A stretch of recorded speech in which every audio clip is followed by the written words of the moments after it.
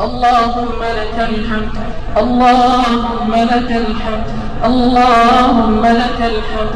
بثنائك نستفتح الدعاء والرجاء، نستفتح دعاءنا بالذي هو خير. سبحانك يا ربنا، سبحانك يا ربنا، يا أهل الثناء والمجد. اللهم عليك نؤمن وإياك نسأل وبك نتوسل، رحمتك نرجو وعفوك نؤمل.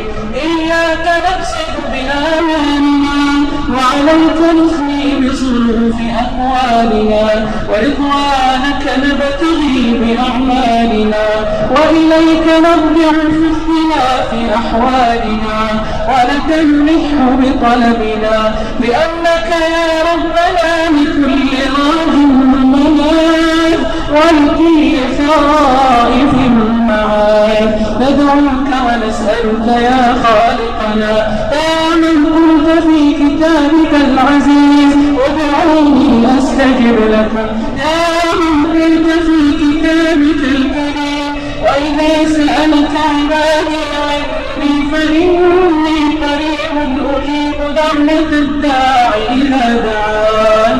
اللهم اهدنا فيمن هديت، وعافنا فيمن عافيت، وتولنا فيمن توليت، وبارك لنا فيما أعطيت، وقنا شر ما قضيت، فإنك تقضي ولا يقضى عليك، إنه لا يذل من واليت ولا يعز من عاديت، تباركت ربنا وتعاليت. فلك الحمد على ما قضيت، ولك الشكر على ما أنعمت به وأوليت.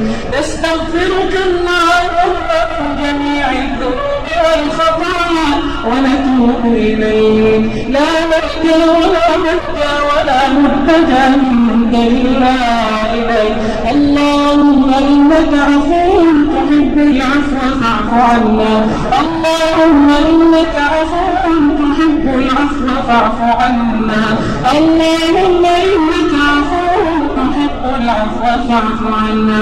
اللهم آت نفوسنا تقواها، زكها أنت خير من زكاها، أنت وليها ومولاها.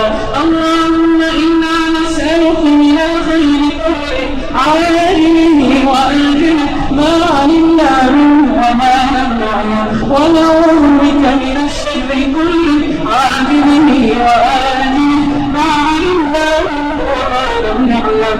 اللهم آمنا في أوطاننا، أصلح أئمتنا وولاة أمورنا، واجعل ولايتنا في من خافك واتقاك واتبع رضاك يا رب العالمين. اللهم وفق ولي أمرنا لما تحب وترضى، اللهم اهل له البطانة الصالحة الناصحة التي تدله على الخير وتعينه عليه يا رب العالمين. اللهم يا حي يا قيوم يا ذا الجلال والإكرام يا ذا الطول والإنعام، اللهم أعز الإسلام والمسلمين وأذل الشرك والمشركين ودمر أعداءك أعداء الدين بقدرتك يا قوي يا متين. اللهم حدث أرض فلسطين من اليهود الغاصبين، اللهم حدث أرض فلسطين من اليهود الغاصبين، وأعد أرض العراق إلى حوزة الأمين، وأنقذ الأرض المقدسة من أيدي المعتدين. اللهم حدث بيت المقدس ومسرى رسولك الأمين.